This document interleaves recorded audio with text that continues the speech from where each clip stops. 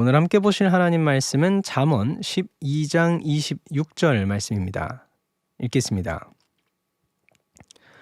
의인은 그 이웃의 인도자가 되나 악인의 소행은 자신을 미혹하느니라. 아멘. 오늘 말씀에서는 의인과 악인을 비교합니다. 그런데 이들을 묘사하는 말도 의인과 악인이라는 대비처럼 굉장히 대비적으로 표현하고 있습니다. 의인은 이웃을 인도하는 사람이죠. 그런데 악인은 이웃이 아니라 자신을 대상으로 또 인도가 아니라 미혹을 한다라고 기록하고 있습니다. 이게 각각이 보면은 다 대비가 돼 있어요. 반대말을 다 쓰고 있죠.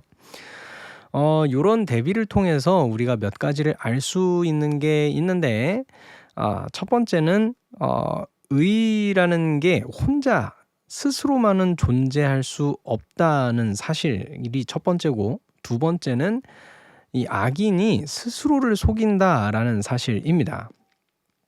자, 먼저 의에 대한 얘기부터 좀 해보도록 하겠습니다.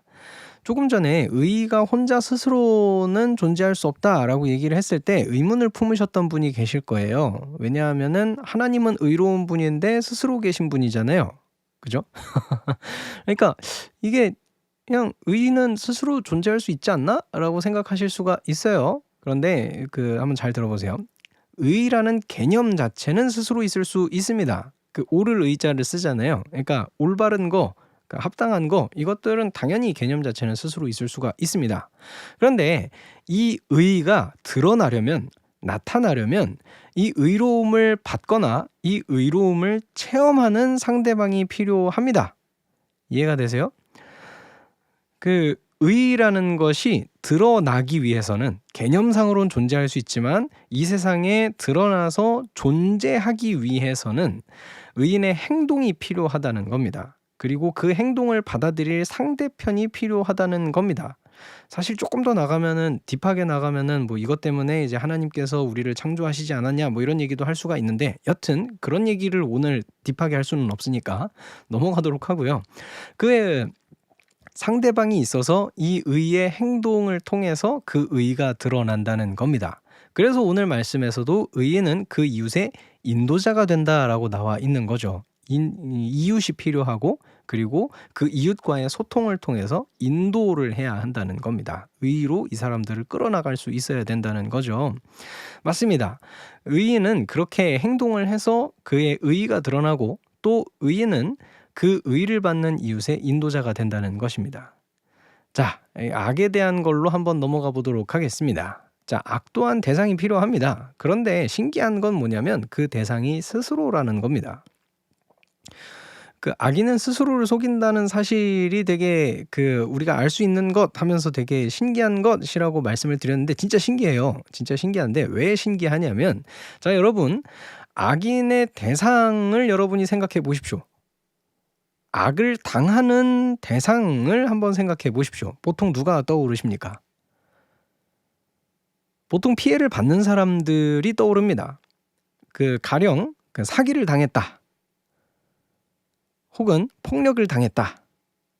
그러면 피해자가 누가 떠오르시나요? 근데 오늘 말씀을 보면 가해자가 피해자가 돼 있는 거예요. 되게 신기하지 않으세요? 그게 신기한 겁니다. 이거에 대해서 조금 생각을 해봤어요. 이 악인의 소행은 자신을 미혹하느니라 라고 써 있는데, 이 악인이 그 소행을 통해서 스스로가 미혹당한다는 얘기잖아요. 그쵸? 이게 뭘까 좀 생각을 해보니까 요런 게 아닐까라고 짐작을 하게 되는 게 하나 있었어요. 뭐냐면 스스로의 악에 물들어가는 겁니다. 근데 그 악에 물들어가는 와중에 이 사람이 어떤 생각을 하게 되냐면, 자신이 벌이고 있는 이 악이 아니다라고 느끼는 상태가 되는 것 아닐까라는 겁니다.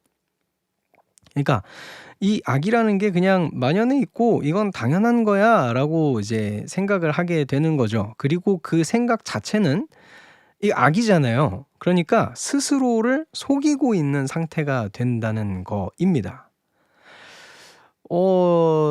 요거를 우리 주변에 가끔 가다가 적반하장으로 나오는 사람들이라든가 아니면 파렴치한 악인들을 좀 떠올려 보면 그 사람들에게 굉장히 해당하는 말씀이 아닌가, 이 말씀이 그런 의미가 아닌가라고 생각을 하게 됩니다. 그런데 여기서 극단적으로 좀 적용을 해보자면 당연히 그런 사람들이 대상이겠지만 내 스스로가 이런 모습이 없는가? 라고 생각을 해보면 내 스스로가 뭔가 잘못을 저질러 놓고도 이 정도면 괜찮지. 나는 이 정도면 뭐 다른 사람한테 피해를 준 것도 아니고 하면서 합리화하는 부분이 없나? 이런 생각을 해보면 빠져나갈 수가 없어요. 스스로의 부족함과 연약함이 보이는 겁니다. 이게 아무리 작은 악이라고 하더라도 우리가 볼 때 작은 악이지 악은 악이잖아요. 스스로를 미혹하는 모습이 없는가 생각을 해보면 있습니다. 빠져나갈 수가 없어요. 스스로를 미혹하는 이 악한 본성을 주님 앞에 내려놓을 수 있는 오늘 하루가 되기를 소망합니다.